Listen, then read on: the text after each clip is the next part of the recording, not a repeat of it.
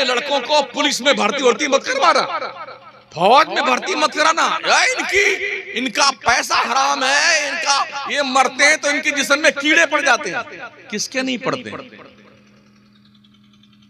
भाई? वो जो अल्लाह के नेक बंदे हैं ना, हुफ्फाज हैं, उल्मा हैं और शोदा हैं, जो अल्लाह के मकबूल बंदे हैं, उनके जिस्म सलामत रहते हैं, अल्लाह ने वादा किया है उनके। लेकिन बकिया तो सब ये मिट्टी ही है ना। बोले इसलिए पुलिस में भर्ती मत करना, इनकी कमाई नौकरी की हराम है इनकी। आज पता चला कि हम कितने बड़े बेवकूफ थे। इक़रा बिस्मि रब्बिकल लज़ी खलक़ खलक़ल इंसाना मिन अलक़ इक़रा व रब्बुकल अकरमुल लज़ी अल्लमा बिल क़लम अल्लमल इंसाना मा लम यअलम व क़ाल नबी सल्लल्लाहु तआला अलैहि वसल्लम उतलुबुल इल्म वलौ बिस्सीन सदक़ल्लाहुल अज़ीम व सदक़ रसूलुहुन नबियुल अमीनुल करीम व नहनु अला ज़ालिक लमिनश शाहिदीन वश्शाकिरीन वल्हम्दुलिल्लाहि रब्बिल आलमीन। मेंबर नूर पे रौनक अफरोज जमात अहले सुन्नत के बावक़ार उलमाए किराम, मद्दाहान मुस्तफ़ा, शोराए ज़वील एहतराम, इमाम मसाजिद अहले सुन्नत, नक़ीब इजलास, सदर इजलास, हाज़रीन बज़्म, इस्लाम की इफ़्फ़त, माँ, पर्दा नशीन माओ, बहनों और बच्चियों,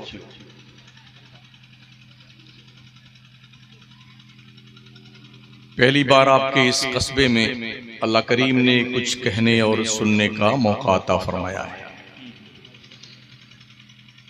सर्दी का जो मौसम है वो यकीनन आप ज़्यादा महसूस कर रहे होंगे। सरे शाम से ही ये शामियाने रहमत टपक रहा है और आप सभी हजरात जलवा फरमा है। मुझसे पेशतर आपने एक पाकीज़ा खिताब भी समाअत किया, नातें भी सुनी और जनाब छपरा से तशरीफ लाए हुए मोहतरम शायर का कलाम सुन लिया और मेरे बाद आपको बरादर मुकर्रम हज़रत सोहराब कादरी का पाकीज़ा अंदाज, मुख्तलिफ और नादिर लबो लहजा आपको सुनना है।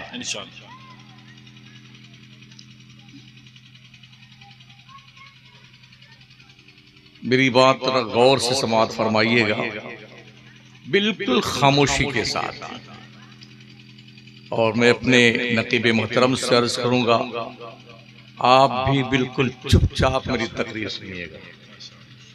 तकरीर में कोई नारा वगैरह मत लगाइए। दुरूशी पढ़ लें। अल्लाह रब्बु मुहम्मदिन सल्लल्लाहु अलैहि वसल्लम नहनु इबादु मुहम्मदिन सल्लल्लाहु अलैहि वसल्लम।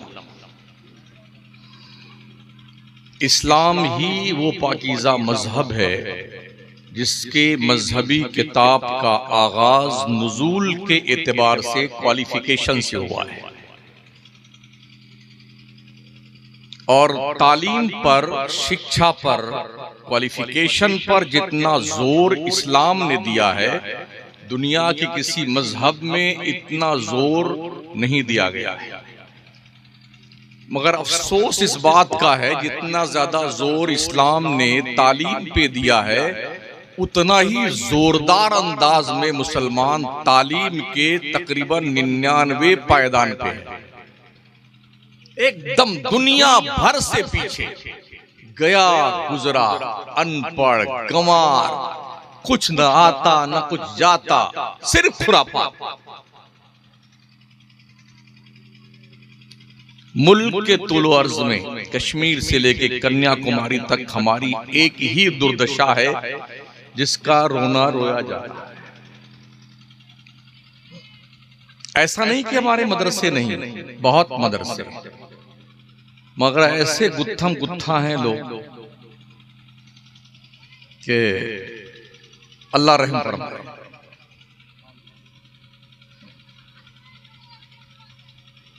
सही मानों में अगर तालीम पर तवज्जो दी गई होती तो आज की तारीख में हम दुनिया की तमाम तर कौमों से सबसे ज्यादा आगे रहते।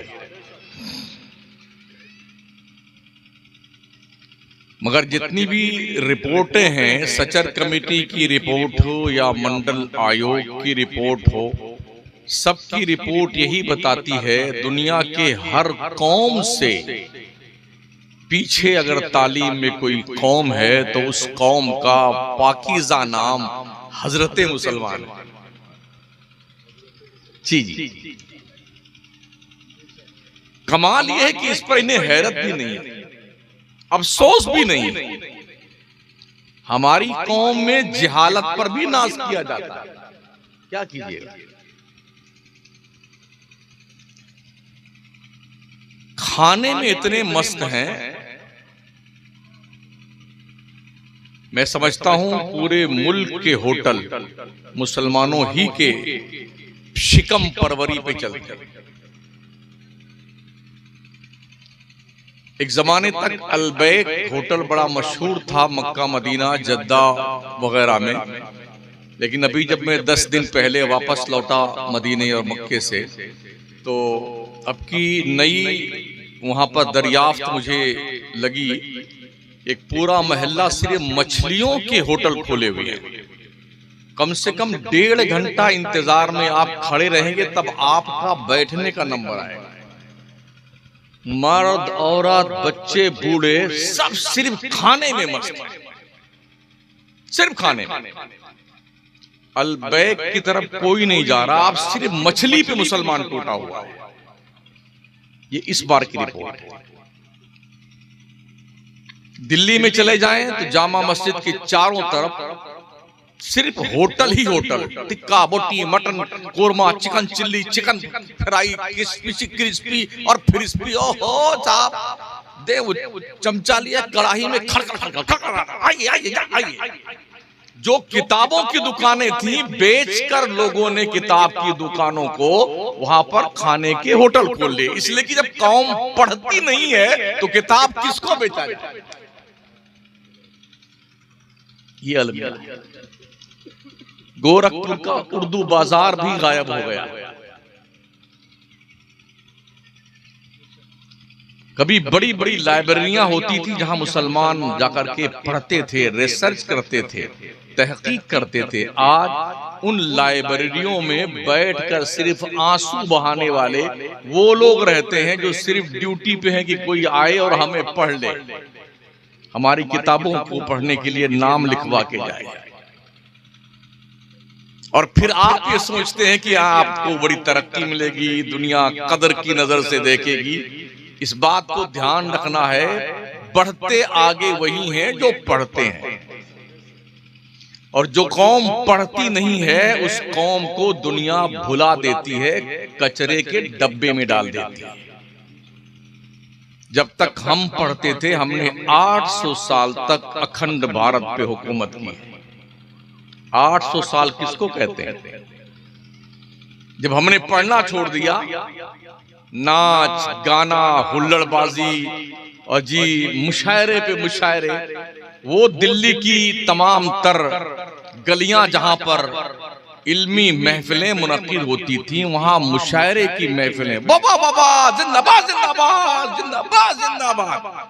बहादुर शाह जफर के जमाने में यही हो रहा था। अंग्रेजों की फौज जब दिल्ली के दरवाजे पे दस्तक दे रही थी तो दिल्ली की गलियों में मुशायरा में जिंदाबाद जिंदाबाद वाह वाह, ये सब हो रहा था।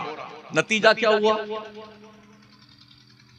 नतीजा ये निकला कि आखिरी बादशाह सल्तनते मुगलिया का बड़ी बेकसी और बेबसी के साथ पाबजौला बाज़ाब्ता तौर पर उसे कैदे जिंदा की जिंदगी गुजार दी।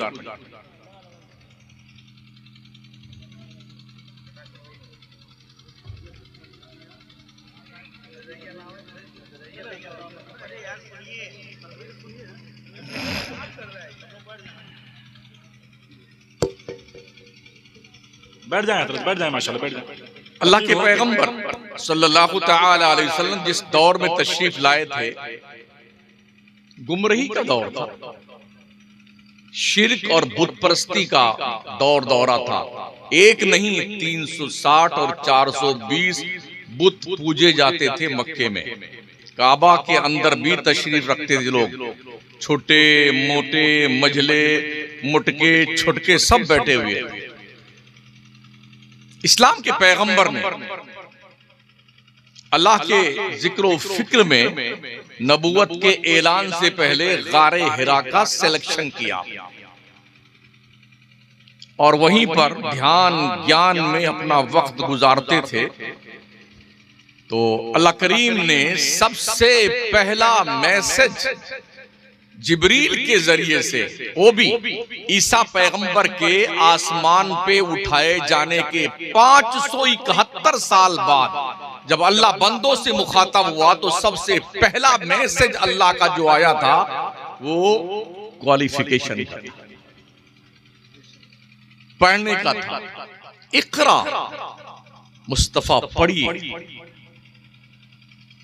जबकि उसूल ये कहता है शिर्क और बुत परस्ती का दौरा था तो ओबुदू कहना चाहिए था, उस जुदू कहना चाहिए था, वरकऊ कहना चाहिए था, लेकिन इबादत के हवाले से नहीं, रियाजत के हवाले से नहीं, रुकू और सजदा का पैगाम नहीं। पहला पैगाम खुदा का आया है तालीम का और पढ़ने का। मतलब ये जब इंसान पढ़ेगा तो उसे सजदा का शऊर आएगा, पढ़ेगा तो उसे रुकू करना आएगा, पढ़ेगा तब पता चलेगा ये कुफ्र है, ये शिर्क है, ये जहालत है, ये जंगलीपन है और सबसे असली चीज क्या है, अल्लाह एक है, उसकी परस्तिश करना है। इस बात का कॉन्सेप्ट उस वक्त मिलता है जब आदमी क्वालिफाइड होता है। इसलिए रब ने इबादत से कुरान के नुज़ूल का जो आगाज फरमाया है ना, वो इबादत से नहीं, पढ़ने के लिए। इकरा इकरा बिस्मि रब्बिकल लज़ी खलक, महबूब पढ़िए अपने रब के नाम से जिसने पैदा किया। खलकल इंसान मिन अलक, जिसने इंसान को खून की फटक से बनाया। इकरा व रब्बुकल अकरमुल लज़ी अल्लमा बिल कलम, पढ़िए मुस्तफा आपका रब ही इज्जत वाला है जिसने कलम के जरिए से पढ़ना लिखना सिखाया। अल्लमल इंसान मा लम यालम, इंसान को वो कुछ सिखाया जो इंसान नहीं जानता। ओ मुस्लिम कौम के लोगों, अपने बच्चों के हाथ में मोबाइल न दो, कलम दो। कलम,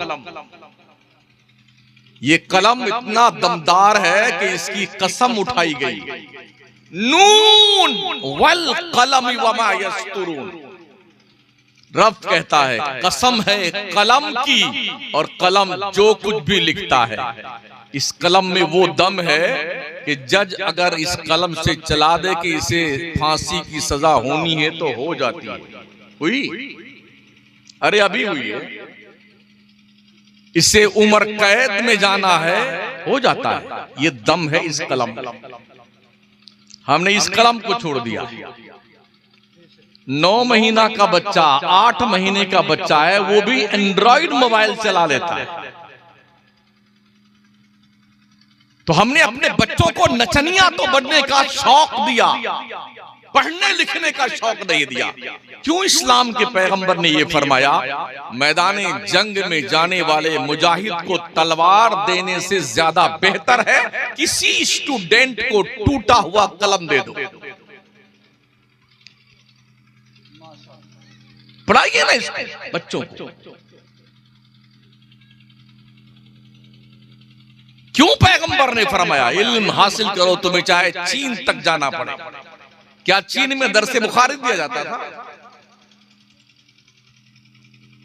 क्या मुस्लिम की तालीम थी चीन में?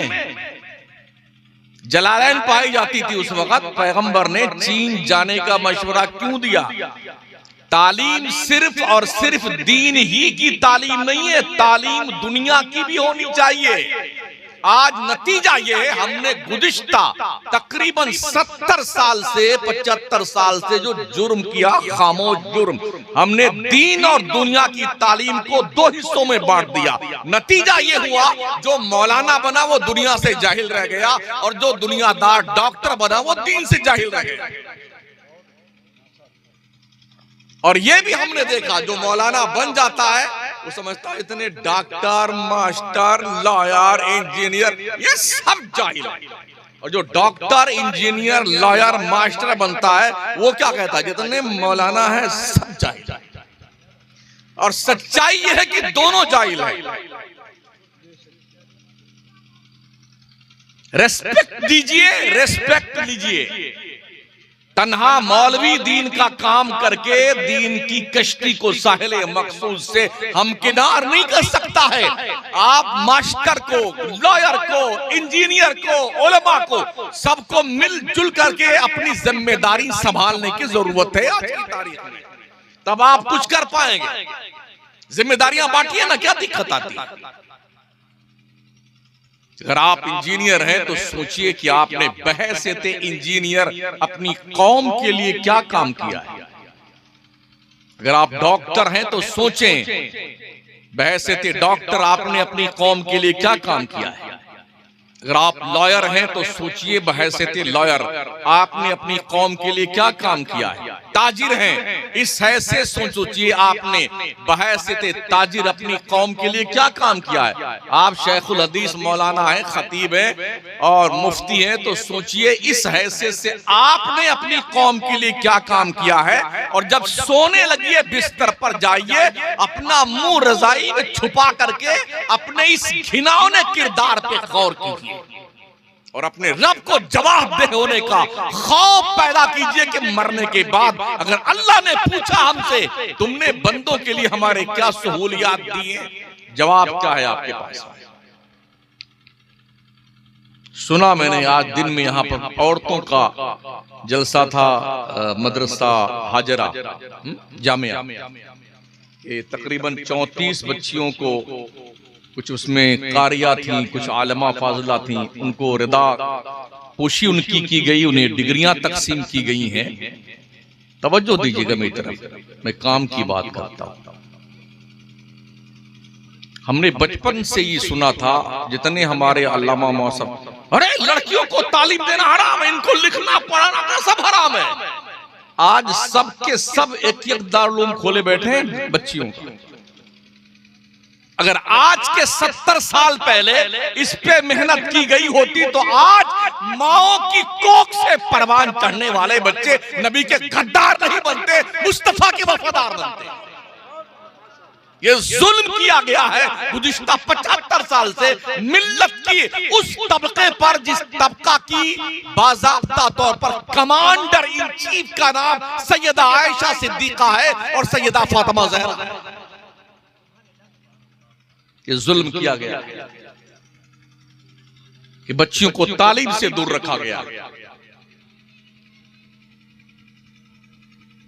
और सिर्फ दीन की तालीम नहीं, अपनी बच्चियों को डॉक्टर बनाओ, इंजीनियर बनाओ, लॉयर बनाओ। डॉक्टर इसलिए जरूरी है बनाना कि हमारे यहाँ भी औरतें होती हैं, सबके बच्चे पैदा होते हैं, अल्लाह जिन्हें अता फरमाता है। बच्चे की पैदाइश के वक्त औरतों को बाज़ाब्ता तौर पर हॉस्पिटल में जेंट्स डॉक्टर आते हैं और बिल्कुल कपड़े सारे उतार करके फिर उनका इलाज होता है। कम से कम अपनी बच्चियों को डॉक्टर बनाओ। कम से कम एक मुस्लिम बच्ची अगर डॉक्टर बनेगी तो हजारों मुस्लिम बच्चियों के पर्दापोशी करती नजर आएगी। डॉक्टर बनाइए अपने बच्चियों को।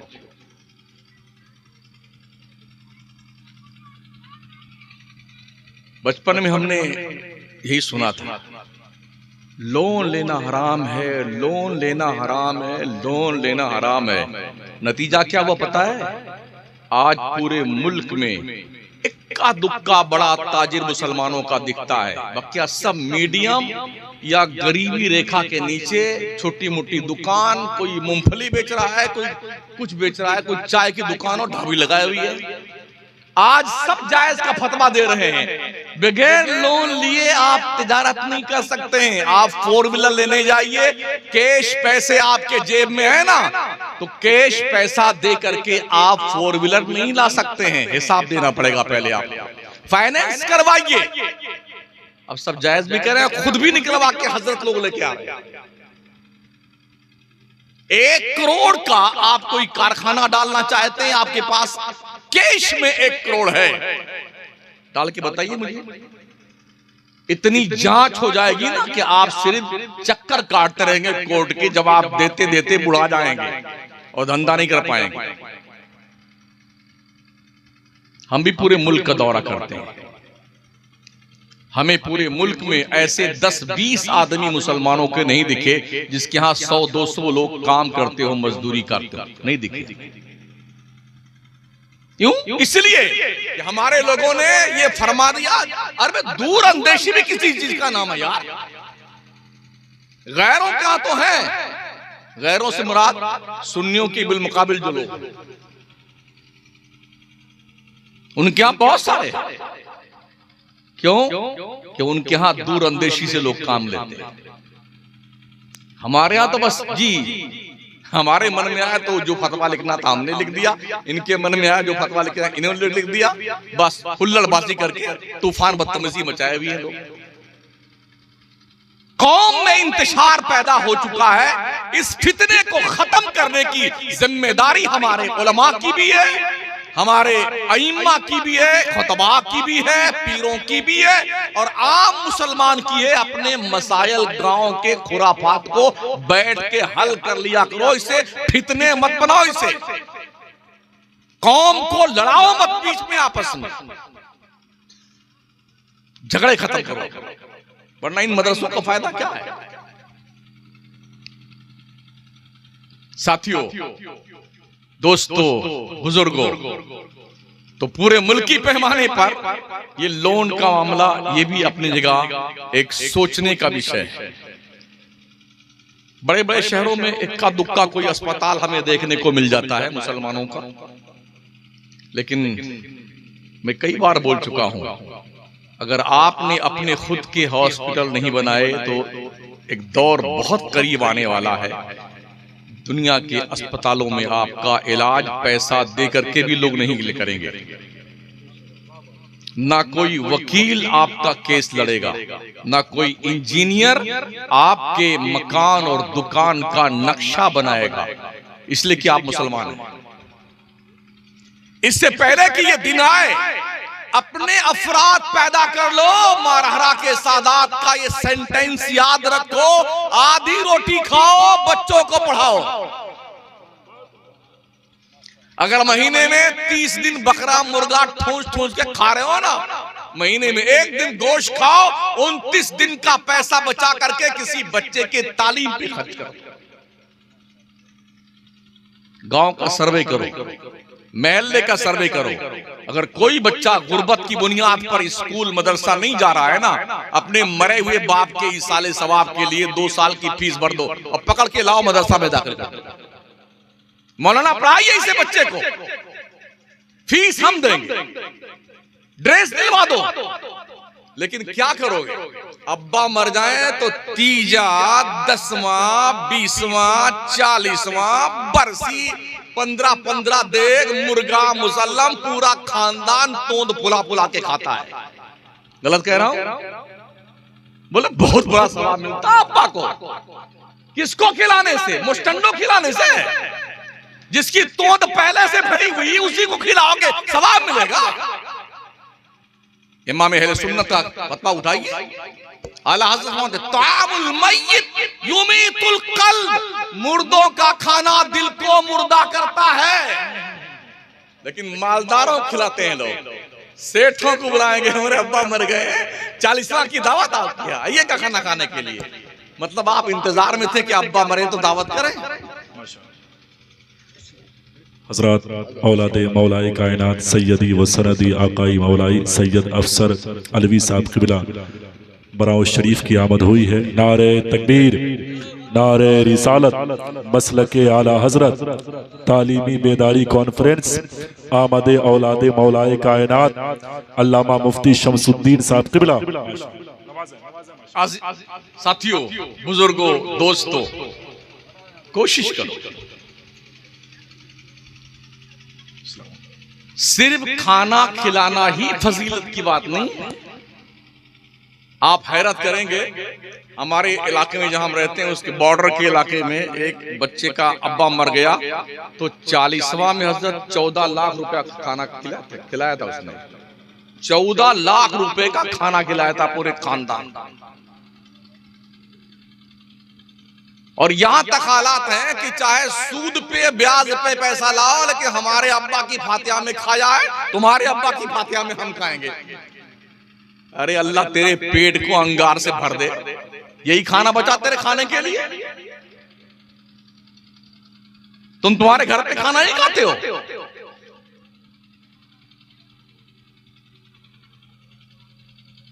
कितनी मेहनत से मदरसे चलते हैं, कितनी मुश्किल से मदरसा चलता है, कितनी परेशानी होती है एक मदरसा कायम करने में। ये तो मास्टर साहब बताएंगे, सदर मोहतरम बताएंगे, सदर मुदर्रिस साहब किबला मौलाना सैफुर रज़ा साहब किबला, ये हमारे हजरत मिसबाई साहब बैठे हैं, सही साहब, ये हमारे उलमा। मदरसा कैसे चलता है हम भी देखते हैं यार। बड़े बड़े शहरों में लोग रमजान भर दिन में रोजा रख करके आज इस सेंट के यहाँ 10 मरतबा जाएंगे तब वो 100 रुपए रसीद कटवाता है। 10 मरतबा बुलाएगा। मदनपुरा में आप है ना, तो 27 तारीख रमजान की आएगी, हम तो सिर्फ 27 को बांटते हैं। अब 10 सेंट अगर 27 को सठिया जाए तो मदनपुरा से कितने लोगों के पास जाएगा एक मुसाफिर के पास चंदा करने वाला। जितना वो चंदे की रसीद कटवाता है उसके यहाँ 2 बार जाने में उतना किराया खर्च होता था मुसाफिर का। तो ये हालत हमारी है आज के मुल्की पैमाने पर। ये 3 बातें तो मैंने की, चौथी और सुन लीजिए। हमने बचपन यही सुना था, अरे अपने लड़कों को पुलिस में भर्ती मत करवाना, फौज में भर्ती मत कराना, इनका पैसा हराम है, इनका ये मरते हैं तो इनके जिस्म में कीड़े पड़ जाते हैं। किसके नहीं पड़ते भाई? वो जो अल्लाह के नेक बंदे हैं ना, हुफ्फाज हैं, उलमा हैं और शोदा हैं, जो अल्लाह के मकबूल बंदे हैं, उनके जिस्म सलामत रहते हैं, अल्लाह ने वादा किया है उनके। लेकिन बकिया तो सब ये मिट्टी ही है ना। बोले इसलिए पुलिस में भर्ती मत करना, इनकी कमाई नौकरी की हराम है इनकी। आज पता चला कि हम कितने बड़े बेवकूफ थे जब हमने पूरे मुल्की पैमाने पर जुल्म तशद्दुद का जो आज नंगा नाच हम देख रहे हैं ना, अब महसूस करते हैं काश हमारे लोग भी होते तो शायद ना जुल्म हमारी कौम पे नहीं होती। अफसोस होता है ये सोचकर, क्या हमारे लोग इतने लिमिटेड सोच के मालिक थे? इतनी महदूद जानकारी लोगों के पास में थी? या किस बुनियाद पर उन्होंने ये जुल्म किया कौम के ऊपर? काश दिल जोड़े जाते, लोगों को एक किया जाता, टॉर्चर करने के लिए नहीं, समझाने के लिए, मोहब्बत से, उखुवत से, इंसानियत से, शराफत से। जिसको अपना बनाना चाहते उस पे एहसान करना पड़ता है। ये हमारे नबी ने फरमाया, जिसको अपना बनाना चाहते हो ना पहले उस पे एहसान करो। एहसान कर दोगे तब फिर जो कहोगे सामने वाला उस बात को मान लेगा। अब एहसान करने के बजाय लेत तेरे की धेत तेरी की शुरू कर दें तो हमारी बात मानेगा? कभी नहीं मानेगा। हमारे इसी ले तेरे की धेत तेरी को लेकर के जाने कितने सुन्नी गैरों के डगर पे चल निकले। धंधा बिजनेस तो हर आदमी के साथ करना पड़ता है आपको, हिंदू हो, मुस्लिम हो, सिख हो, ईसाई हो। अगर आप सिर्फ हम सुन्नी से ही बिजनेस करेंगे तो आप अपंग बन जाएंगे, लूले लंगड़े अपाहिज। हम प्रधान तो बनेंगे, प्रधानी का इलेक्शन लड़ेंगे, हमें सिर्फ सुन्नी का वोट चाहिए, जीत पाएंगे? मुसल्ले पे देखिए सुन्नी है कि नहीं। मदरसे में देखिए सुन्नी है कि नहीं। अगर इन सारी जगहों पे ये छानबीन करने लग गए ना तो आपको दुनिया शजरे ममनुआ बना देगी और कोई करीब नहीं आएगा। क्या वजह थी? मुस्तफा ने जुल्फे खोली थी मक्की और मदीने में। हबशा का बिलाल क्यों चल के आया? रूम का सुहैब क्यों जुल्फे मुअम्बरी का दीवाना बना था? फारस का सलमान बिकता बिकाता मदीने में क्यों आया? ज़ैद बिन हारिसा बिकते हुए खरीदा खदीजा के पास कैसे पहुंचे थे? तुफैल बिन अमर दौसी कैसे मुस्तफा के जुल्फों के असीर बने थे? खोले हैं गैसू यार ने खुशबू कहां तक है? कहां खोले हैं गैसू यार ने खुशबू कहां तक है? मेरी दुनिया यहां तक है, मेरी दुनिया वहां तक है। ऐ काश हमें फिर से अपने मुस्तफा की तालीमात का जायजा लेने की जरूरत है, और जब तक हम उस तरफ पलटेंगे नहीं तब तक हम दुनिया को कमांड नहीं कर सकते हैं। सीखिए, पढ़िए, इंग्लिश हो, अरबी हो, हिंदी हो, फारसी हो, ज्योग्राफिया हो, भूगोल हो, इतिहास हो, मैथ हो, कुछ भी हो ना, ये सब हमारे अब्बा आदम की विरासत है। वअल्लम आदम अल अस्मा कुल्लहा सुम्मा अरदहुम अलल मलाइका फक़ाल अंबिऊनी बि अस्मा हाउला इन कुंतुम सादिकीन। बाप की विरासत है, वो आदम के बेटो, इल्म जहां भी मिलता है उसे कलेक्ट कर लो, हासिल करो, ये आपके अब्बा की विरासत है। अच्छा, अगर आपको पता चल जाए इसका जंगल नाम है, क्या नाम है? जंगलून। अगर पता चल जाए कि आपके अब्बा की जमीन वो उस तरफ इस गाटा नंबर में आती है तो सीधे तहसील पहुंचेंगे। लेखपाल साथ रहा, देखिए हमारे परदादा की जमीन यहाँ निकलती है, हम चाहिए हमारे अब्बा उनके बेटे थे और हम अपने अब्बा के बेटे हैं। कितना मुकदमा लड़ेंगे? आप मुझे बताओ, सारा इल्म दुनिया का हमारे अब्बा आदम की विरासत है, क्यों नहीं लड़ते हो इस इल्म के लिए? क्यों नहीं कोशिश करते हो? कोशिश करो, दौड़ लगाओ। हमारे नबी अलैहिस्सलाम ने सबसे पहला मदरसा दारे अरकम में खोला। उस मदरसे के मुहतमिम का नाम हजरत अबू बकर सिद्दीक था, और सबसे पहले मुदर्रिस का नाम हजरत मुहम्मदुर रसूलुल्लाह सल्लल्लाहु अलैहि वसल्लम था। छुप छुप के लोग पढ़ते थे। आज तो छुपने की जरूरत नहीं है ना। सोचिए, और जब मदीने में तशरीफ लाए ना, और मेरे करीम आका ने अंसार और मुहाजिरीन दोनों के बीच भी अक़्द मवाख़ात कायम फरमाया, तो ड्यूटी लगाई। हजरत उमर जिसके भाई बनाए गए, उन्होंने क्या कहा अपने भाई से, आज आप जाओगे हुजूर की बारगाह में पढ़ने के लिए, मैं बाजार जाता हूं धंधा करने के लिए, मैं जो कमा के लाऊंगा आधा तुम्हें दूंगा और तुम जो सीख के आना मुझे सिखा देना। फिर हजरत उमर दूसरे दिन हुजूर की बारगाह में पढ़ने आते और दूसरे उनके भाई बाजार में धंधा करने जाते। फिर इस तरह आदान प्रदान होता। हजरत उमर जो सीखते उनको सिखाते, वो जो धंधा करके पैसा कमाते आधा खुद के लिए और आधा हजरत उमर को दे देते थे। ये ललक थी तालीम हासिल करने की। लोग कहते हैं यार जब नौकरी ही नहीं मिलती है तो कौन जाए पढ़ने के लिए। तालीम नौकरी के लिए नहीं होती है। तुमने बड़े हल्के में लिया तालीम को। तालीम नौकरी के लिए नहीं, दुनिया की कोई ताकत तालीम का मुतबादल नहीं हो सकती है। तालीम अगर पैसों से मिलती ना, ओहदे से मिलती, तो हमने यही देखा है अब तक एक साहब अपनी डिग्री नहीं बता पाए। बता पाए जी, पढ़ने के बाद ही सब मिलता है। पढ़िए, तो तालीम नौकरी के लिए नहीं, अल इल्म नूर, इल्म रोशनी है और रोशनी का काम है जहां रहे उस पूरे मुआशरे को रोशन कर दे। अगर आप तालीम याफ्ता हैं तो आपकी तालीमी लियाकत मुआशरे में दिखनी चाहिए कि आपने अपने इल्म की जो जोत जगाई है और बहके हुए इंसानों को सीधे डगर पे आप लेके आए हैं, ये दिखना चाहिए, नजर आना चाहिए। ये तालीम का रिजल्ट है। मेरे पैगंबर सल्लल्लाहु ताला अलैहि वसल्लम ने फरमाया, माँ की गोद से लेके कब्र तक तालीम हासिल करो।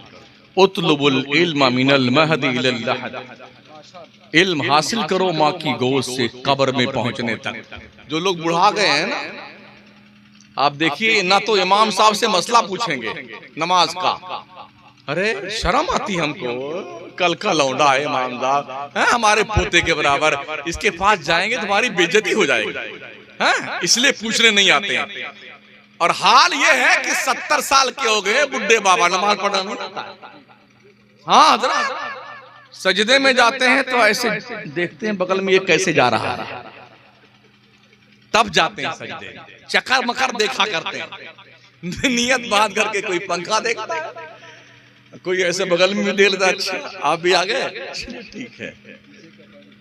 हाँ हजरत, अरे बड़े बुरे हालात, हम भी इमाम है ना, इसलिए कभी कभी मुक्तदी बनना पड़ता है, ये देखने के लिए कि पीछे होता क्या।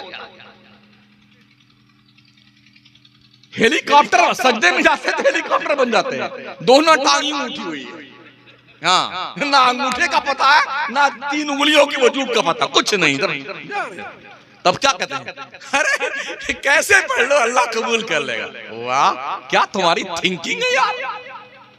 अगर तुम्हारे कुर्ते की कॉलर थोड़ी टेढ़ी हो जाए और कल ईद है तो उस दर्जी की खैरियत नहीं है, मोरी ऐसी कैसे पूरा पैसा देना था, मार मार के भजिया बना दूंगा। तुम थोड़ी काला टेढ़ी हो जाए तो कुर्ता कबूल नहीं करते हो, या अंड संड जो तुम नमाज पढ़ नहीं अल्लाह सब कबूल कर। क्या तुम्हारी लॉजिक है यार, सीखेंगे नहीं, शर्म आती है। अरे मरने के बाद जो शर्म आएगी ना, कसम खुदा की, उसके बाद कुछ बचेगा नहीं तुम्हारे पास में। आज ही शर्म का भरम तोड़ करके फस्अलू अहला ज़िक्र इन कुंतुम ला तालमून, रब फरमाता ओ अनपढ़ो, अगर तुम्हारे पास ज्ञान नहीं है तो आलिमों से पूछ लिया, जानकारों से पूछो, तब तुम्हें इल्म आएगा। इल्म यूं नहीं मिलता है। और हाँ मदरसे वालों से भी स्कूल वालों से गुजारिश है, तालीम फ्री में मत दीजिए। जो चीज फ्री में मिलती है ना उसकी वैल्यू नहीं होती जी, अहमियत नहीं उसकी। फीस लीजिए कुछ ना कुछ हर बच्चे से, ताकि छुट्टी जब वो कर ले ऐसी, आज नानी क्या चले गए थे, खाला क्या खतना था हमारे खाला के लिए, वहां चले गए थे, यहाँ सदर मुदरिस को पता ही नहीं है, बेटे 3 दिन से गुल्ली डंडा खेल रहे हैं। फाइन भी हो, फीस भी हो, स्कूल का ड्रेस भी हो, अनुशासन इतना सख्त होना चाहिए, इसलिए कि अनुशासन ही आदि तालीम है। और हाँ मदरसीन की बारगाह में अर्ज, मदरसे में बच्चों की इतनी पिटाई मत कीजिए कि बच्चे मदरसे को बैतुल ज़रब समझ लें। हम देखते हैं जब हम भी पढ़ते थे ना, जब सलातो सलाम सुबह में होता तो सब लाइन में खड़े हुए हैं, 2 मुदर्रिस एक उस तरफ एक डंडा लेके घूमते रहते थे। अब कौन आता बेटा, घंटी लगने के बाद अब कौन आता है, कोई बच्चा अब आया ना, घंटी लगने के बाद सलाम हो रहा है, रुको ही बात, अभी तेरी खबर लेते हैं। कितने तो उससे पेशाब कर लेते थे अपने पैजामा में, डर के मारे कि आप पीटे जाए। अब सलाम हो गया, दुआ हो गई, सब चले गए ना, इधर आ बेटा, इधर आ, ले तराता, ले डंडा बेटे, दे डंडा, दे डंडा, बेचारा चिल्लाता रहता, मार मार के पीठ रंगीन कर देते थे। समझ रहे हैं, ये हालात थे।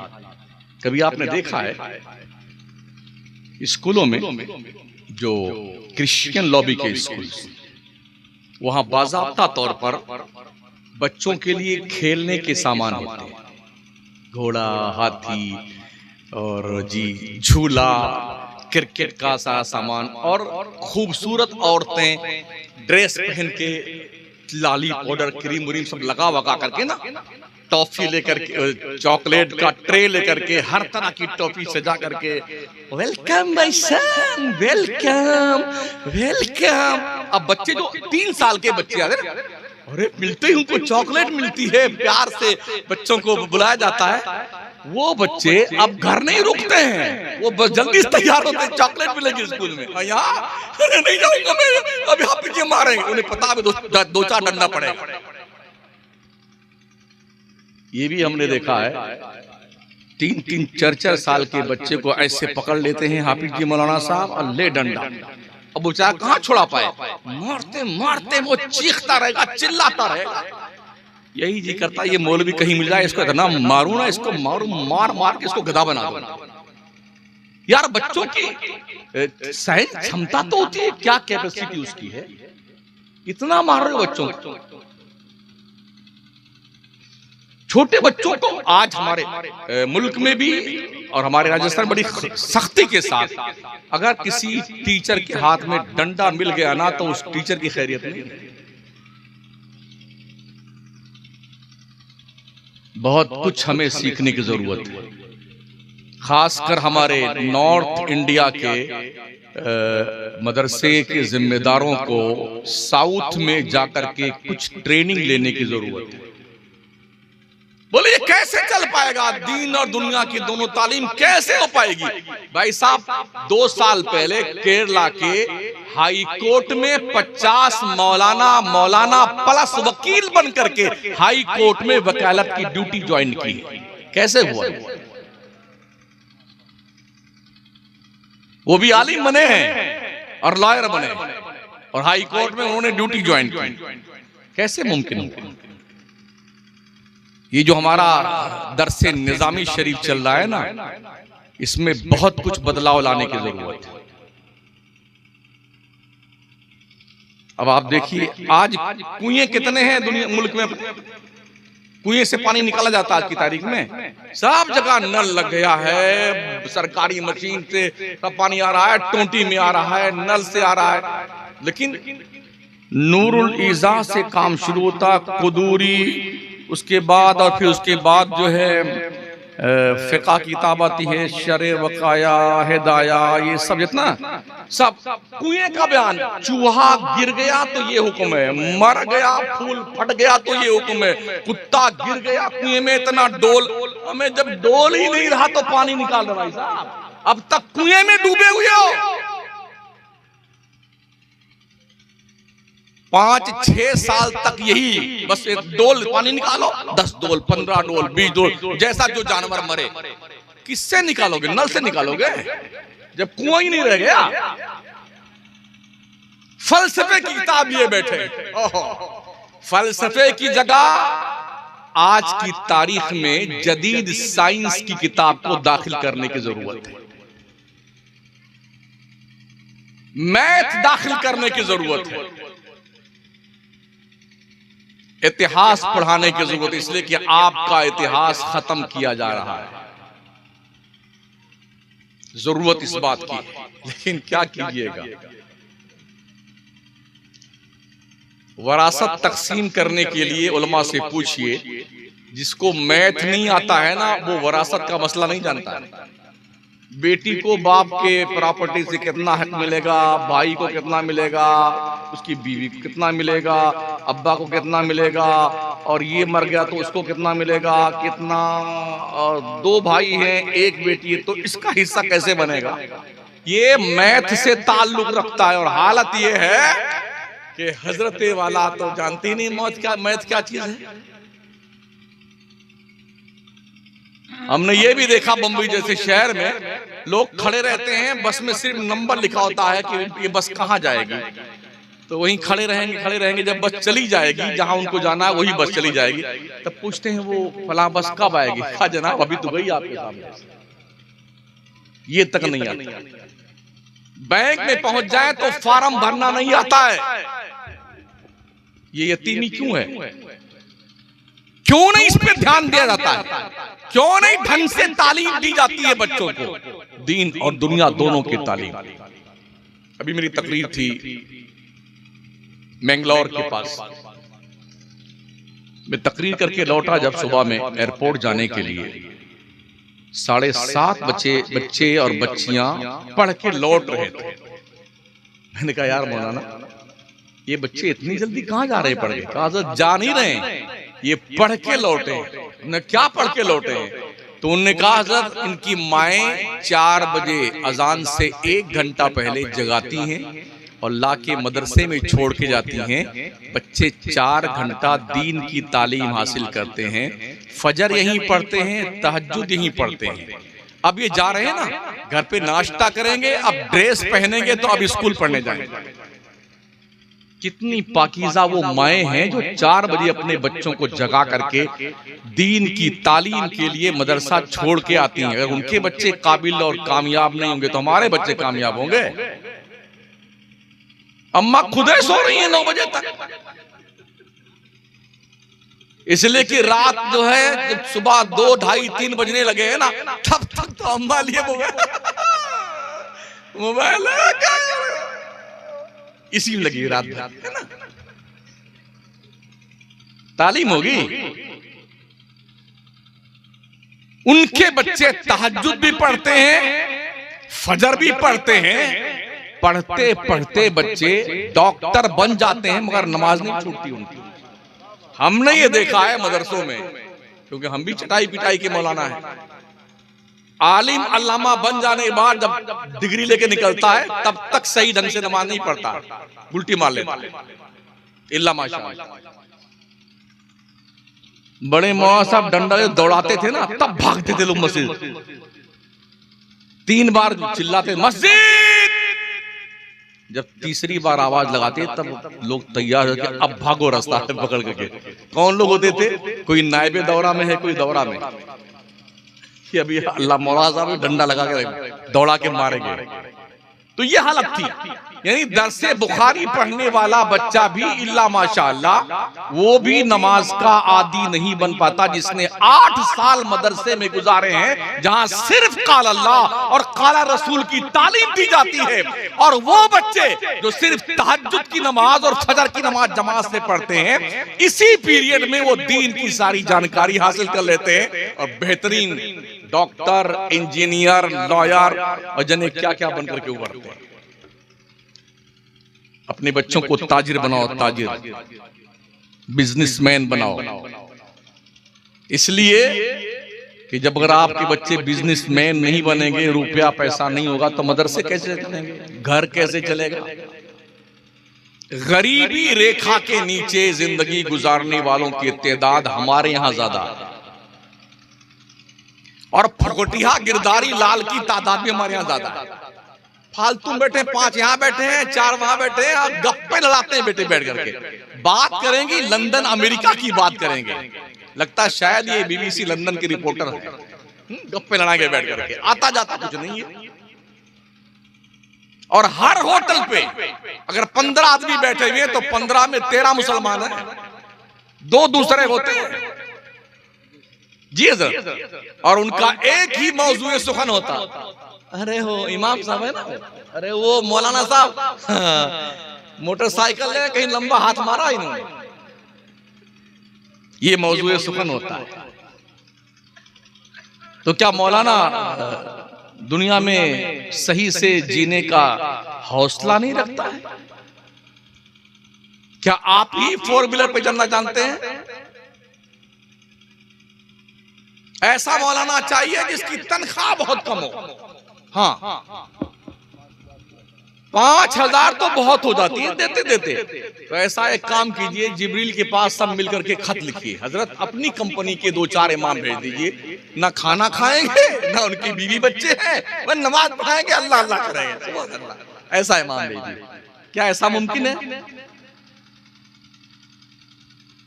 हैरत है, आदमी अपने बच्चों को आज की तारीख में 50-50 रुपए हमारे घर के नॉर्मल बच्चे खा जाते हैं। हम जब घर से पढ़ने निकले थे 78 में, तो हमें 7 रुपया मिला था पूरा खर्चा, 1 महीने का खर्चा और रास्ते का किराया। 2.25 रुपया गौरा चौकी से रौनाही तक किराया लग गया था, तो 5.25 रुपया बचा था, 1 महीने का खर्चा था। आज 5 रुपया अपने बच्चे को दे दे, ऐसे मत 5 रुपया दे रहे हो, ये जमाना है। बच्चे कबूल नहीं करते 10 रुपए 5 रुपए, 50-50 रुपए खा जाते हैं।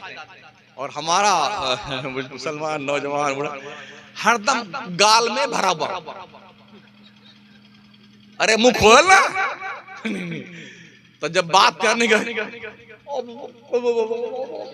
नीचे कर तो अभी पूरा कपड़ा खराब हो जाए।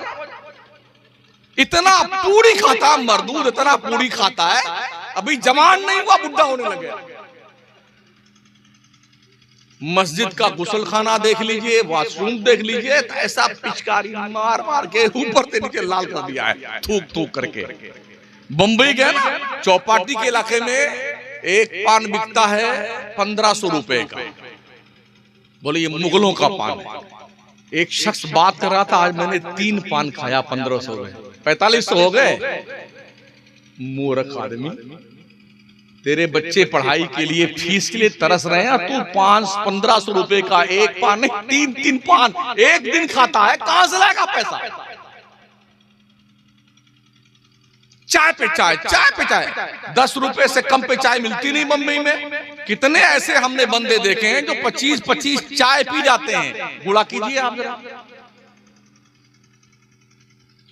मास्टर साहब हमारे बैठे हैं, पूरी कमेटी इनकी जो जिम्मेदार लोग बैठे हुए हैं, इनसे पूछिए कितनी मुश्किल से ये 8 बिस्सा इन्होंने रजिस्ट्री करवाया। पूछिए इनसे कितनी मुश्किल से आदमी का 5 रुपया जेब से अल्लाह की राह में निकलता है। कहीं कव्वाली हो जाए, अरे 51 सौ मेरा लिख लीजिए ना, फलाने कव्वाल बुलाइएगा। और मस्जिद में जोली फिराई जाती तो ऐसे शुरू बैठ जाता है, आंखें मूंद करके कि पैसा ना डालना पड़े मस्जिद की जोली में। सूरदास कहीं का। ये हमारी मूर्खता है। और जब झोली फिराने वाला जानता कि ये बदमाश आंखें झूठे मुने हुए ना, तो उसके कान के पास जोर से बजाता है, जॉक जॉक जॉक जॉक डाल झोली में। बड़ी मुश्किल से निकालेगा अंदर से, छोटका वाला सिक्का टटोल के पकड़ेगा और यूं डालता, कोई जान ना पाए कितना डाला है। तेरी ऐसी तैसी। अल्लाह फरमाता लन तनालुल बिर्रा हत्ता तुनफिकू मिम्मा तुहिब्बून वमा तुनफिकू मिन शैइन फइन्नल्लाह बिही अलीम। ए बंदे, अल्लाह के रास्ते में अपनी चॉइस की चीज खर्च किया कर, जो तुझे पसंद है। तुझे नेकी उस वक्त तक नहीं मिलेगी जब तक अपनी चॉइस की चीज अल्लाह की राह में नहीं देगा। और तू जो कुछ दे रहा है ना, चुपके से डालता ना, अल्लाह सब जानता तूने कितना डाला। कितने बेटे फटे फटे नोट डाल देते हैं मस्जिदिया की झोली में। ये हमारे शायर हज़रात जब इनको खूब इनाम मिलता बड़े खुश होते हैं, लेकिन जब गिनते होंगे जाके कमरे में तो 10-20 नोट फटे फटे होते होंगे उसमें, जो कहीं नहीं चलते हैं। हाँ, 2-2 टुकड़ा जोड़ के लाते हैं बेटे। वो वाला पढ़िए ना, वो समझते हैं छूट तो आई। हाँ, क्या बात है, क्या बात है। ये सारे फटे नोट 2 जगह चलते हैं, या इनाम में चलते हैं या मस्जिद की झोली में चलते हैं। सोचिए हम कितने गए गुजरे हो गए साथी। मैं बताऊं आपको, हमारे शहर मकराना में पूरी दुनिया के भगवान बनते हैं। हाँ जी, सब वहीं बनते हैं मकराने में, छोटे से लेके बड़े तक। अभी जो बना है ना अयोध्या में, वो सब मकराने से बन के आया और मुसलमान ने बनाया। हालांकि नफरत मुसलमान से बहुत है, मगर मजबूर है, क्या करें। सब मुसलमान ने बनाया तो सब वहीं बनते हैं, तब बिकते खरीदते। उनके यहाँ जानते क्या होता है, बोली लगती है कौन कितना। लोग कतार में खड़े, कोई 1 करोड़ देता है, कोई 2 करोड़ देता है मंदिर के नाम पे, कोई 3 करोड़ देता है। कुछ ऐसे हैं जो वेटिंग में हैं, अभी आपका नंबर नहीं आएगा, जड़ से तय तामीर हो जाता है। और आपके यहाँ अभी मैंने सुना कोई वैसा बात कर रहे थे कि इतनी छोटी मस्जिद इस गांव में थी कि शायद 18 या 20 आदमी आते थे। अभी बात हो रही थी कहीं, अब कुछ बड़ी हुई है। मुझे नहीं पता कितने नमाजी हैं, वो तो इमाम साहब बताएंगे। कई नमाजी आते हैं भाई साहब मस्जिद में, 10-12। घर कितने मुसलमानों के हैं? अरे बताए दो यार, 250। अगर घर पीछे एक मुसलमान आए नमाज पढ़ने के लिए आए ना तो 250 नमाजी बनते हैं। तुम एक बाबरी मस्जिद को रो रहे हो, तुमने हया नहीं आती, गैरतें मर गई हैं। कितनी मस्जिदें हैं जहां नमाज तो छोड़िए अजान तक नहीं हो रही है। और हमारे राजस्थान दिखाएं आप, पंजाब चलिए जहां मस्जिदों में घोड़े और गधे बाजे जा रहे हैं। आज अजमेर शरीफ के शहर में 250 मस्जिदें ऐसी हम दिखाएंगे आप।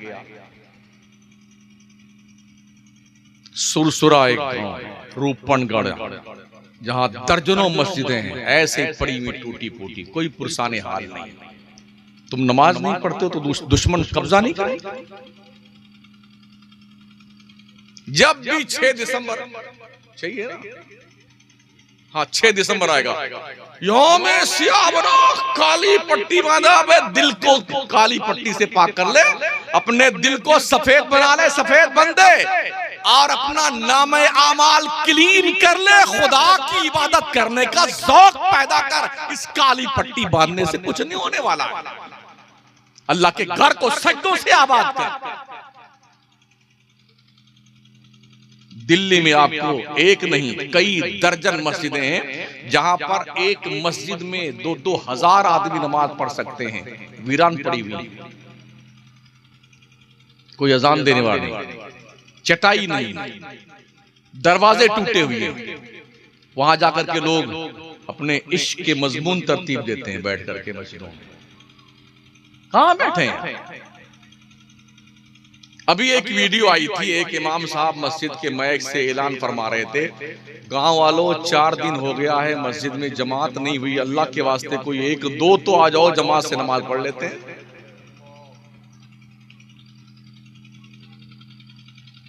हमारे यहां ये हालात हैं।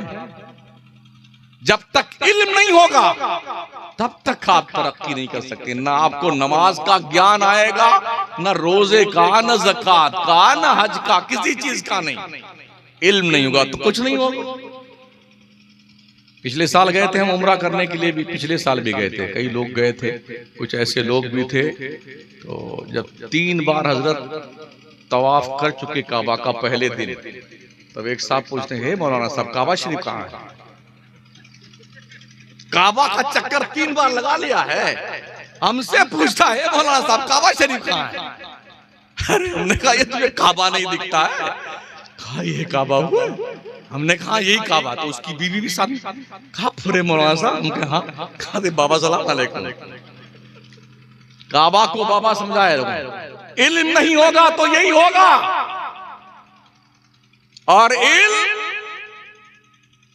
चाय की ढाबली से नहीं मिलता है, उलमा के दरबार में हाजिरी देने से मिलता है। इल्म मिलता है असातिज़ा के सामने जानू ये तलमुज़ तय करने पर। और सुन लो, बच्चों को भी दीन और दुनिया की तालीम दो, और बच्चियों को भी, इसलिए कि जब अजिल्ले सहाबे किबार किसी मसले में उलझ जाते थे और वो सुलझता नहीं था, तो उनके मसले का तस्फिया कोई मर्द नहीं, सैयदा आयशा सिद्दीका फरमाती थी। बच्चों को इसलिए तालीम दो ताकि कोई औलाद आपका सलमान रुश्दी न बनने पाए, और बच्चियों को इसलिए तालीम दो ताकि तुम्हारी बच्चियां तस्लीमा नसरीन जैसी बेगैरत लड़की न बनने पाए। पढ़ाओ अपने बच्चों को और पढ़ाओ अपने बच्चियों को। अलमाल वल बनून ज़ीनतुल हयात दुनिया, माल औलाद दुनिया की जिंदगी के लिए ज़ीनत है। मगर ये भी सुन लो, वअलमू अन्नमा अमवालुकुम व औलादुकुम फितना, बंदो तुम्हारा माल तुम्हारी औलाद तुम्हारी आजमाइश का जरिया है।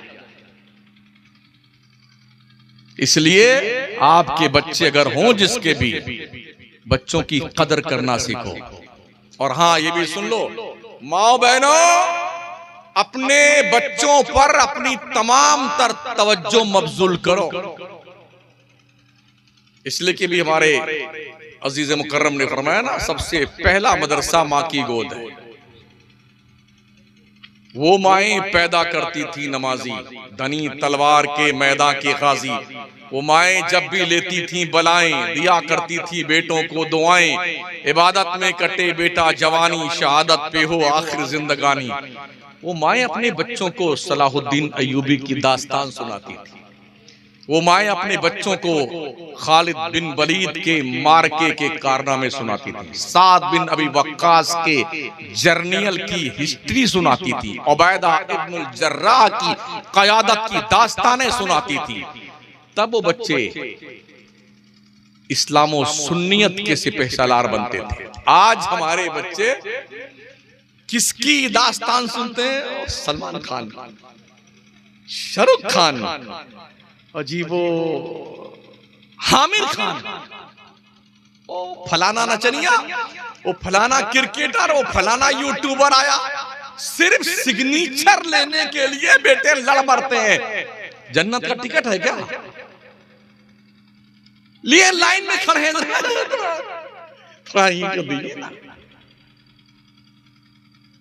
थोड़ा यूं करने के लिए सिर्फ उसको क्या बोलते हैं मास्टर साहब?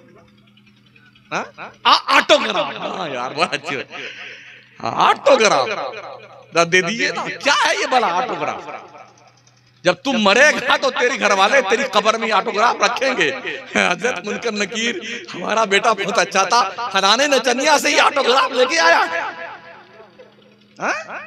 इतना हुरा जाएगा, अल्लाह कसम इतना मारा जाएगा, भेजवा बाहर आ जाएगा खबीस का।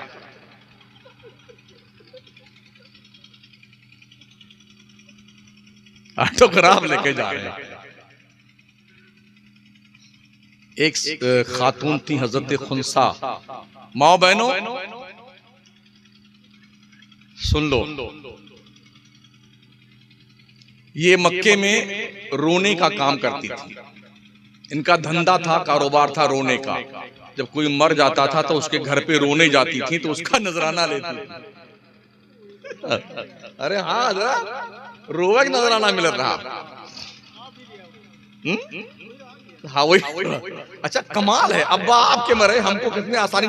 खूब अछनवा धार रोती थी, इतना रोती थी आपके अब्बा के मरने पे। और एक दिन नहीं 10 दिन, और पूरी टीम होती थी, जैसे कुरान खानी की टीम नहीं है।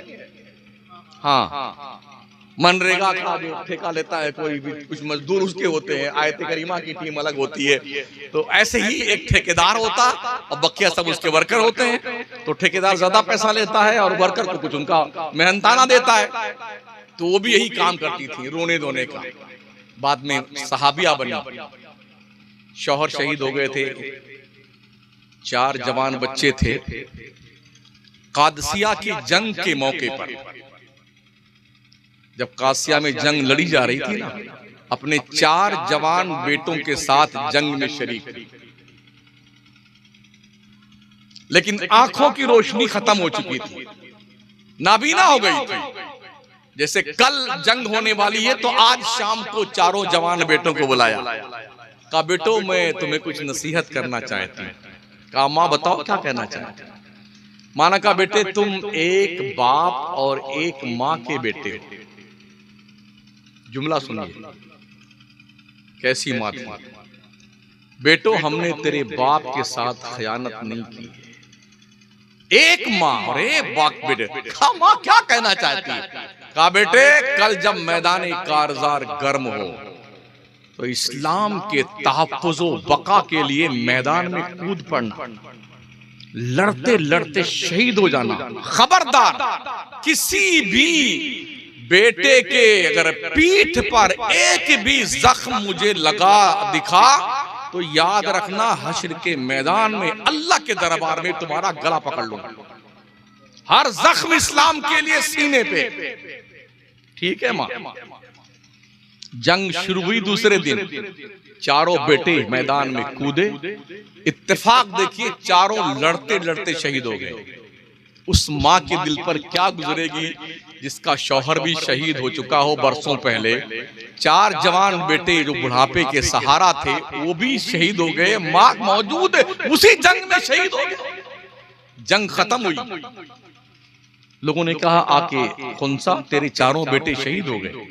अच्छा किसी माँ को पता चले कि हमारे बेटे शहीद हो गए हैं, तो उसका हाल ऐसा बाल नोचेगी, इतना चिल्ला चिल्ला के रोएगी, गला फाड़ फाड़ के रोएगी। फरमाती है मुझे मेरे बच्चों के पास ले चलो। गई, चारों बेटे पीठ के बल लिटाए हुए थे। कहा ये चारों लेटे हुए हैं, दिखता तो था नहीं। पैर से लेके सर तक हाथ से टटोल के चारों को चेक किया, जख्म से चूर पूरा बदन। खड़ी हुई फरमाती है चारों को पेट के बल लिटाओ, मैं पीठ का जायजा लेना चाहती हूं। जब चारों पेट के बल लिटाए गए, फिर बैठी और सर से लेके पैर तक चेक किया, कहीं एक भी जख्म नहीं था। खड़ी हुई, ए अल्लाह तू गवार है ना, खुनसा अपने चारों बेटों से राजी है, तू भी इनसे राजी हो जा। ये थी तालीम एक माँ की अपने जवान बच्चों के लिए। आज माए, अरे हजरत हमारी गुड़िया 4 गाना जबानी याद है, और हमारा जो गुड्डू है ना वो प्यारा डांस भी कर लेता है। ये दिन आए हैं, ये दिन हमने देखने हैं।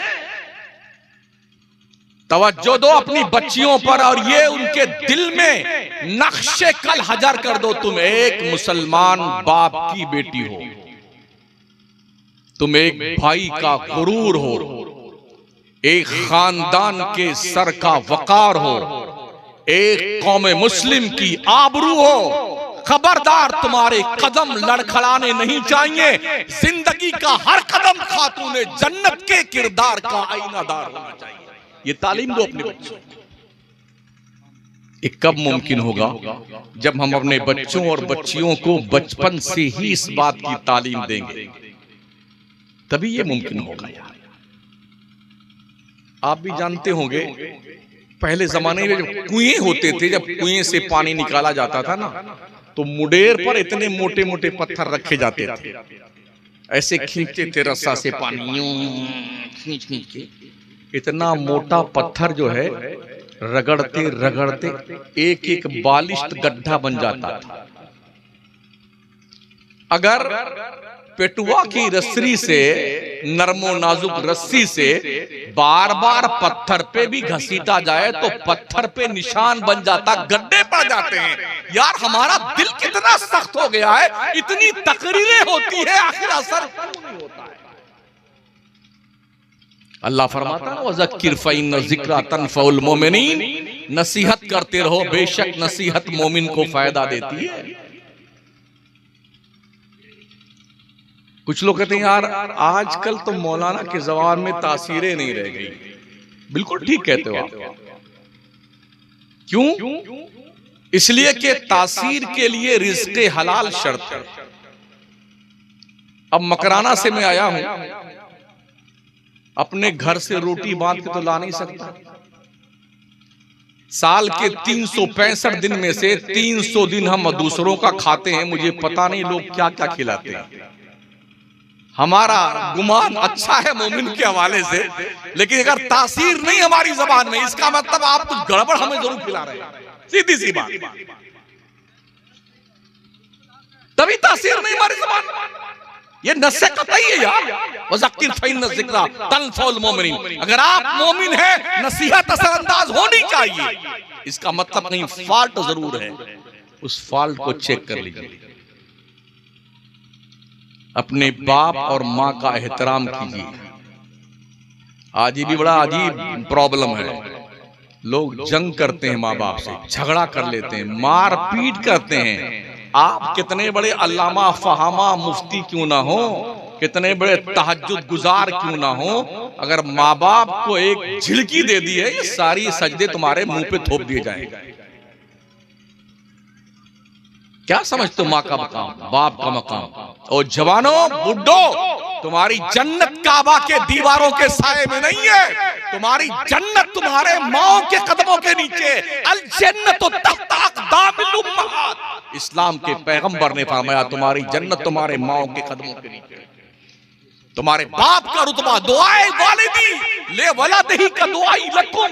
एक बाप की दुआ अपनी औलाद के लिए ऐसी होती है जैसे एक नबी की दुआ अपने उम्मत के लिए हुआ करती है।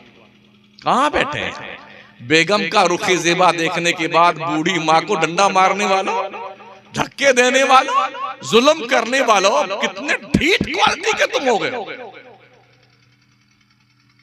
7 हज पैदल करवाया था एक साहबी ने अपनी अम्मा को कंधे पे बिठा करके। आए मुस्तफा करीम अलैहिस्सलाम की खिदमत में, या रसूल अल्लाह, मैंने अपनी अम्मी को 7 मरतबा कंधे बिठा के पैदल हज करवाया, क्या माँ का मैंने हक अदा कर दिया? इस्लाम के पैगंबर ने फरमाया, मेरे सहाबी सुन, तू जब अपनी माँ के पेट में था ना, तेरी वजह से जो हल्का सा झटका लगा था तेरी माँ को, उसे तकलीफ हुई थी। तेरा 7 हज उस एक झटके के बराबर नहीं हुआ। ये सहाबी का, हम तो बहुत देर के सोचिए। व इम्मा यबलुगन्ना इंदकल किबरा अहदुहुमा औ किलाहुमा फला तकुल लहुमा उफ वला तनहरहुमा वकुल लहुमा कौलन करीमा। तुम्हारे माँ बाप दोनों या दोनों में से कोई एक अगर बुढ़ापे को पहुंच जाए तो उन्हें उफ भी मत कहना, झिड़कना मत, बात बड़ी नरमी से करना।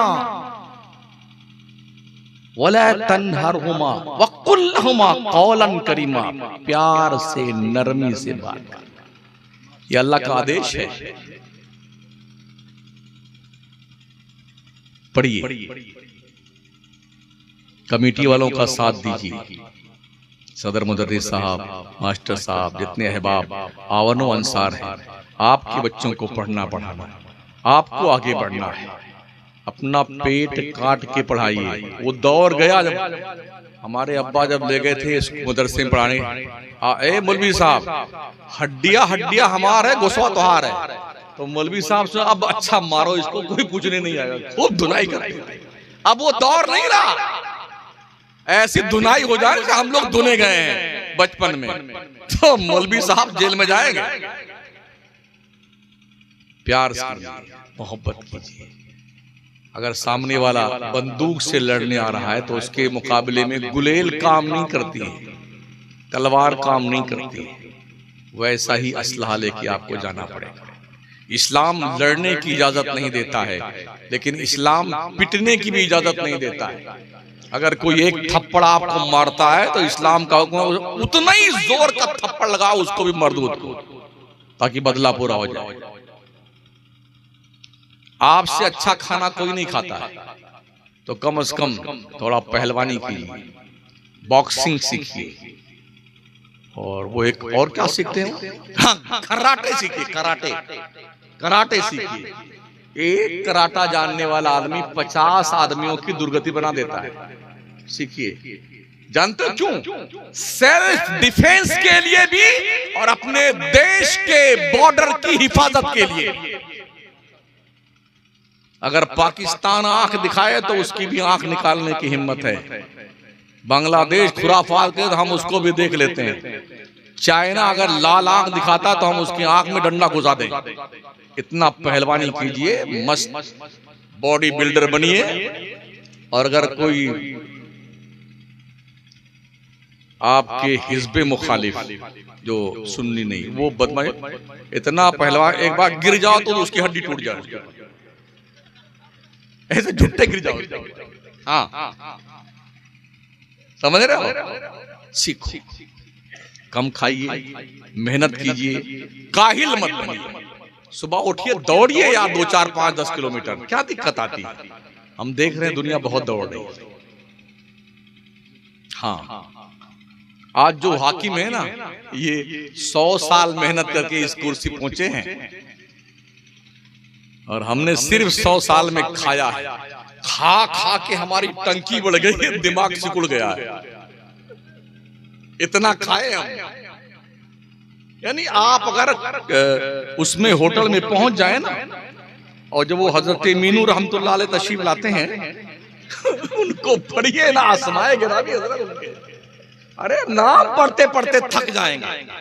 और फिर अलग अलग उनकी कैटेगरी और उनकी डिग्रियां होती हैं, अलग अलग उसको पर पैसे, हाँ इतना इसका है, ये हाफ का इतना है, और फुल का इतना है, पाव का इतना है, क्या चाहिए आप? बड़ी तेजी के साथ हमारे जवानों में जुआ, सट्टा, बेशर्मी, अय्याशी, फुहाशी, एमडी खाने की आदत, शराब पीने की आदत, गरज, अफयूम, चरस, भांग, हेरोइन, ये इस्तेमाल करने की आदत मुस्लिम नौजवानों में बढ़ती जा रही है। जब तक तालीम नहीं होगी तब तक आपकी कौम इस गंदगी से बाहर निकल करके सुथरे माहौल में सांस नहीं ले सकती है। अल्लाह आप सबको सलामत रखे, इदारे को कामयाब बनाए, एकजुट होके रहें, आपस में इंतशार न करें। छोटा मोटा मामला हो भूल जाना सीखो यार। कोई कुछ कह रहा है, नेगलेक्ट कर दो उसको। कुछ कह दिया उसने, दिल पे मत लो। बहुत खतरनाक, किसी को कुछ मत बोला करो। इसलिए अरबी का एक शेर है, जराहतुस्सिनान लहत तयामु वला यल्तामु मा जरहल लिसान। तलवार का घाव तो बहुत जल्दी भर जाता है, जबान का घाव जल्दी नहीं भरता है, भरता ही नहीं। हाँ, हालांकि जबान में कोई वो धारवार नहीं लगी हुई। कभी कभी एक ऐसी उल्टी सुल्टी कोई बाणी बोल देता है ना, जिंदगी भर उसका जख्म दिल से नहीं जाता है। इसलिए अच्छी बोली बोलना सीखें, प्यार से बात कीजिए। कोई आपको गाली देता है ना, कोई बात नहीं, मुस्कुरा के रह जाइए। 2-4 बार देगा ना, उसके बाद शर्मिंदा होकर माफी मांगेगा। लेकिन हम भी किसी से पीछे थोड़ी ना, उसने एक दिया हम 3 गाली देंगे। ये इस्लाम का तकाजा नहीं, माफी करना। अल्लाह करीम आप सबको जज़ाए खैर दे। अब मुझे निकलना भी है और हमारे शोरा को, खासकर हमारे अजीज़ मुकर्रम हज़रत सोहराब कादरी को भी आपको सुनना है। इस तब तक के मैं आपसे इजाज़त चाहता हूँ। अगर अल्लाह ने फिर कभी तौफीक बख्शी और मेरा आबोदाना यहाँ हुआ, फिर आपसे मुलाकात होगी। अस्तगफिरुल्लाह रब्बी मिन कुल्लि ज़ंबिन व अतूबु इलैह। ला इलाहा इल्लल्लाह मुहम्मदुर रसूलुल्लाह। अस्सलामु अलैकुम।